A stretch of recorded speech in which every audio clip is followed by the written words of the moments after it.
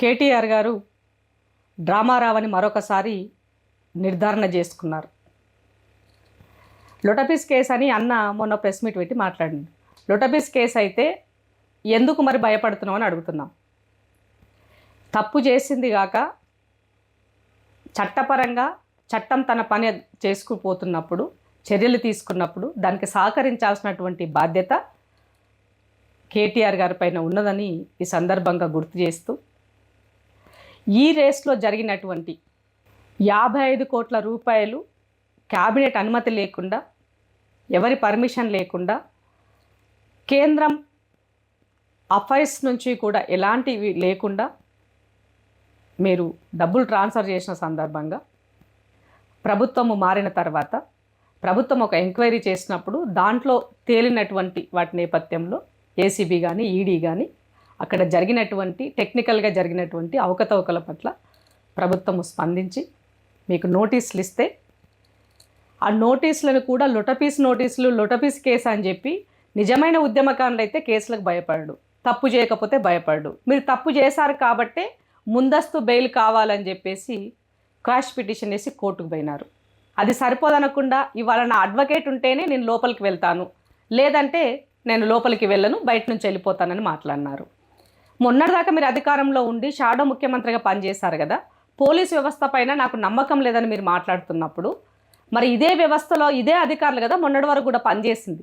అంటే మొన్నటిదాకా మీరు బుకాయించి దొంగ కేసులు పెట్టి ప్రతిపక్షంలో ఉన్న నాయకుల పట్ల చేసినటువంటి కేసులన్నీ కూడా మీ కన్సర్న్లలోనే పోలీసులు చేసినారని మీరు ఒప్పుకున్నట్టే. ఈ సందర్భంగా వ్యవస్థలో ఎవరైనా కూడా అధికారులు వాళ్ళ పని వారు చేసుకొని వెళ్తారని ఒక ప్రజాప్రతినిధిగా గత ప్రభుత్వంలో కీలకంగా పనిచేసినటువంటి మీకు అవగాహన లేకపోవడం అన్నది నిజంగా ఇలాంటి వ్యక్తులను ఆ ప్రజలు ఎన్నుకున్నది అనేది శోచనీయంగా ఉన్నది. కేటీఆర్ గారు నిజంగానే మీకు దమ్ము ధైర్యం ఉంటే ఇవాళ ఆ కేసులో ఎంత పస ఉందో పస లేదో అన్నది మీ నోటిగుంట మీరే చెప్తున్నారు. మీ పార్టీకి బాండ్ల రూపకంగా 2022లో 49 కోట్ల రూపాయలు ఇచ్చినారని చెప్పినారు. ఈ 2023లో ఈ కార్ రేసు కాంట్రాక్ట్ అతనికి గ్రీన్ కో వాళ్ళకి మీరు ఇచ్చినామని చెప్పినారు. అది 22లో జరిగితే ఇది 23లో జరిగిందని మీరే ఒప్పుకున్నారు. అంటే వాళ్ళు మీ పార్టీకి బాండ్లు ఇచ్చినారు కాబట్టి 2023లో ఈ కార్ రేస్ సంబంధించినటువంటి కంపెనీకి ఎలాంటి పర్మిషన్ లేకుండానే ఒక నియంత లెక్క మీరు ఒక సింగిల్ సంతకంతో మీరు మీ కనుసైగల్లోనే ఆ రోజు ఉన్నటువంటి అధికారి డబ్బులు ట్రాన్స్ఫర్ చేస్తారని ఇక్కడనే తేటతెల్లమైపోయింది. ఆ రోజు పార్టీకి ఫండ్ ఇచ్చినారు 49 కోట్లు కాబట్టి 55 కోట్లు సంబంధించినటువంటి అమౌంట్ చేశారు. అందుకనే తెగ ఆ కంపెనీ మీద బాధపడుతున్నారు. 100 కోట్లు ఆ కంపెనీకి నష్టం వచ్చిందని బాధపడుతున్నారు. మరి తెలంగాణ ఖజానాకి నష్టం జరిగిందన్న బాధ మీకు లేదు. తెలంగాణ రాష్ట్రాన్ని దాచుకున్నామన్న బాధ లేదు. పుట్టని బిడ్డకు కూడా అప్పు చేసినామన్న బాధ మీకు లేదు.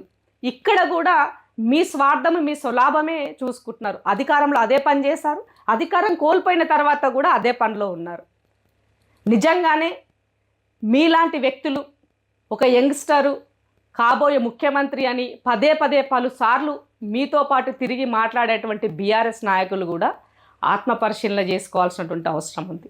కేటీఆర్ గారు ప్రతి దానిని మాట్లాడతారు, బొక్కబోర్ల పడతారు.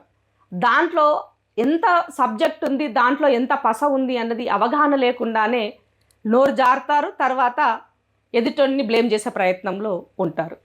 ఇవాళ ప్రభుత్వాన్ని మీరు మాట్లాడినటువంటి మాటలు, యనమల రేవంత్ రెడ్డి గారి యొక్క రాజ్యాంగం నడుస్తుంది, బాబాసాహెబ్ అంబేద్కర్ రాజ్యాంగం నడుస్తలేదు అన్నారు. గత ప్రభుత్వంలో పూర్తిగా 10 సంవత్సరాలు మీ నాయన ఒక హిట్లర్ లెక్క కల్వకుంట్ల కాన్స్టిట్యూషన్ని అమలు చేసినారు అన్నది ముమ్మాటికి జగమెరిగిన సత్యం. అందుకే బాబాసాహెబ్ అంబేద్కర్ రాసిన రాజ్యాంగాన్ని కూడా అవమానపరిచినాడు మీ నాయన. ఇవాళ మీరు ఎదుటోడు కూడా అట్లాగే ఉంటాడనే విధంగా ప్రజాపాలన ప్రభుత్వాన్ని అవహేళన చేస్తూ, అధికారులు ఇచ్చినటువంటి నోటీసులకి బేఖాతరు చేస్తూ, లెక్క చేయకుండా అధికారులను తప్పుపడుతూ, పోలీస్ వ్యవస్థను తప్పుపడుతూ మీరు మాట్లాడినటువంటి మాటలు సిగ్గుచేటు. లొటపీస్ కేసే కదా, మరి అట్లా పోయి ఇట్లా వస్తావు కదా, ఎందుకు భయం? ఆ కేసులో బలమే లేకపోతే నిలబడదు కదా.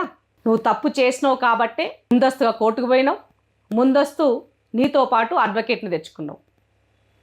కాబట్టి పైగా ఈడీ కూడా రైడ్ చేయబోతుంది నా ఇంటి మీద. వాళ్ళే కొన్ని ఆధారాలు అలా అక్కడ ఏం దొరకకపోయినా కూడా అక్కడ కొన్ని ప్లాంటేషన్ చేసి ఒక ఫేక్ కేసు నా పైన పెట్టబోతున్నారని కోయిల ముందే కూసింది. మరి ఈ కోయిల గతంలో ఎన్ని కేసులు ఇట్లా చేసింది? పోలీసులతోన ఎంతమంది ఇళ్ళల్లో ఎన్ని ఫేక్ కేసులు ఎన్ని వాటిని మీరు చేసినారో ఈ సందర్భంగా మీరే చెప్తున్నారు. అంటే గత ప్రభుత్వంలో పోలీసు వ్యవస్థ పూర్తిగా మీ కబంధ హస్తాల్లో పెట్టుకొని ఎవరిని ఎక్కడ మాట్లాడనీయకుండా పోలీసు వ్యవస్థతో అణగదొక్కినారని ఈ సమాజానికి తెలుసు. అట్లాగే ఈ రోజు ఉన్నటువంటి వ్యవస్థ కూడా అట్లాగే ఉంటుందంటే ఇప్పుడున్నది కాంగ్రెస్ ప్రభుత్వం, బీఆర్ఎస్ ప్రభుత్వం, ప్రాంతీయ ప్రభుత్వం కాదు. కాంగ్రెస్ అంటే ఒక డెమోక్రటిక్గా అన్ని వ్యవస్థలకి ఏ వ్యవస్థ తన పని తను చేసుకొని పోవాలి, ఏ అధికారి తన పని చేసుకోవాలి, ఏ మంత్రి అయినా తన పని తను చేసుకోవాలి అని ఒకరి వ్యవస్థలో ఇంకొకరు ఇంటర్ఫియర్ కాకుండా డెమోక్రటిక్గా సాగేదే కాంగ్రెస్ ప్రభుత్వం. బట్ ప్రాంతీయ పార్టీలో అలా కాదు కదా. కేసీఆర్, కేటీఆర్ వీళ్ళు చేస్తే అంతా కింది వరకు అమలవాల్సిందే, జీ హుజూర్ అనే విధంగా. నాది జీ హుజూర్ ప్రభుత్వం కాదు, ఇది ప్రజాపాలన ప్రభుత్వం. నువ్వు తప్పు చేసావు కాబట్టి ఇది శాంపిల్ మాత్రమే, ఈ కేసు శాంపిల్ మాత్రమే. మీరు చేసినటువంటి దాంట్లో ఏ స్కీమ్ని ఇవాళ ముట్టుకున్నామంటే ఆ కేసులో ఏదో ఒకటి మీరు చేసిన ప్రతి స్కీము కూడా స్వలాభం లేకుండా, దాంట్లో మీకు ధనార్జన లేకుండా మీరు ఏ పని చేయలేదు. ప్రతి దాంట్లో కూడా తెలంగాణ ఉద్యమంలో కూడా గిట్లనే ప్రజలను తప్పుదోవ పట్టించి కోట్ల రూపాయలు సంపాదించారు. తెలంగాణ వచ్చినాక ప్రభుత్వం మీ చేతిలో ఉంటే 10 సంవత్సరాలు కూడా అదే పని చేశారు. మీ ఆస్తులు ఎంతో బయట పెట్టండి, అంత దూరం ఎందుకు బయట పెట్టండి. మీరు ఏమేమి కంపెనీ డెవలప్ చేశారు, విదేశాల్లో నువ్వు నీ చెల్లె మీ బావ ఎక్కడెక్కడ ఆస్తులను కూడబెట్టేసి ఏమేమి కొన్నారు ఈ సమాజానికి తెలియదా? ఈ కేసుకు సంబంధించినటువంటి ప్రభుత్వం దగ్గరనే ఉన్నాయి. మళ్ళీ నన్నెందుకు ఎంక్వైరీకి అంటే ప్రభుత్వం దగ్గర ఉంటుంది. అది నువ్వు ఎందుకు చేసినావు అనే కదా ప్రభుత్వం ఎంక్వైరీ చేసేది, అధికారులు ఎంక్వైరీకి పిలిచేది దానికోసం కదా. నేను రాజును కాబట్టి, యువరాజును కాబట్టి నేను ఇంట్లోనే ఉంటా, నేను ఎలాంటి కేసులకు వెళ్ళను. రాచరికం కాదు, ఇది ప్రజాపాలన. ప్రజలతో ఎన్నుకోబడ్డటువంటి ప్రభుత్వం కాన్స్టిట్యూషన్ పైన ప్రమాణం చేసి డెమోక్రటిక్గా వ్యవహరించేటువంటి వ్యవస్థ తెలంగాణ రాష్ట్రంలో ఉంది. కాబట్టి కేటీఆర్ గారు అది మీరు మర్చిపోయి పదే పదే ప్రభుత్వాన్ని తప్పుపడుతూ రేవంత్ రెడ్డి గారిని, ముఖ్యమంత్రి గారిని తప్పుపట్టేటువంటి వ్యాఖ్యలు చేసినట్లయితే పుట్టగతులుండవు తెలంగాణ రాష్ట్రంలో, గుర్తుపెట్టుకోండి. నకిలీ ఉద్యమకారుని కాబట్టే ఇవన్నీ మాట్లాడుతున్నావు. నిజమైన ఉద్యమకారునివి డేవన్న తెలంగాణ రాష్ట్ర ప్రజల కోసం నిలబడి ఉంటే ఇట్లా మాట్లాడేవాడివి కాదు. ఎవరో ఏమంటారు, చీమలు పెట్టిన పుట్టలోకి పాము దూరినట్టుగా అందరూ చేసినటువంటి పోరాటము మీ పోరాటంగా చెప్పుకొని వాళ్ళ తెలంగాణ రాష్ట్రంలో మీ పబ్బం గడిపినారు. కాబట్టి ఇది ఎక్కువ రోజులు ఉండదు, నీళ్ళకు నీళ్ళు పాలకు పాలు తేలేటువంటి రోజులు దగ్గర పడ్డాయి.